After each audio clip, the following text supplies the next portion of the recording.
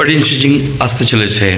এই ব্রিডিং সিজনে আপনি যদি পাখির সেটআপ দিতে ভুল করেন তাহলে কিন্তু আপনি সামনে যে সিজন সেই সিজনে আপনি লাভবান হতে পারবেন না। এক জোড়ার কাছ থেকে 4 থেকে 5 বার যদি আপনি ডিম না নিতে পারেন প্রসেসিং করে, তাহলে তো আপনি উদ্ধার হতে পারবেন না। তো এইটার জন্য আপনার যে সেইটা খুবই গুরুত্বপূর্ণ। কিভাবে আপনি সেটআপ দিবেন সেইটা ম্যাটার করে আপনার প্রোডাকশান।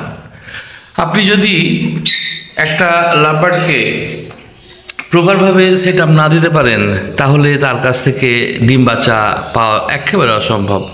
এই যে পাখি দুটো দেখছেন, দুইজন দুই জায়গাতে, এই পাখি দুটো দুইজন এক জায়গাতে, এই পাখি একটা বক্সের ভিতরে একটা বাইরে, আর এই বাজরিকাগুলো আপনি দেখছেন, এই বাজরিকাগুলো ছন্ন ছাড়া হয়ে আছে, কেউ কারোর সাথে নাই। তার মানে এরা প্রপারভাবে মানে একটা যে বন্ডিং বা তারা যে সঠিকভাবে কি বলবো পেয়ার হয়েছে তা কিন্তু নয়।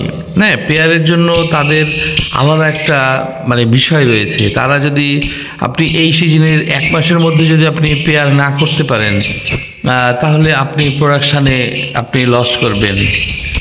অনেকেই যারা বাড়ি ভাড়া করে এই পাখি পালন করছেন, বিশেষ তাদের জন্য আসলে এইটা লসের কারণ হতে পারে। তো আপনি একটা খাঁচাতে, যে খাঁচাগুলোতে অনায়াসে পাখি ফ্লাইং করতে পারবে, হ্যাঁ, কোনো একটা জায়গাতে বক্স দিতে পারবেন, খাবার দাবার দেওয়ার পরেও তাদের পর্যাপ্ত জায়গা থাকবে, এই বিষয়গুলো যদি থাকে তাহলেই আপনি তার কাছ থেকে মোটামুটিভাবে একটা ব্রিড পেতে পারেন।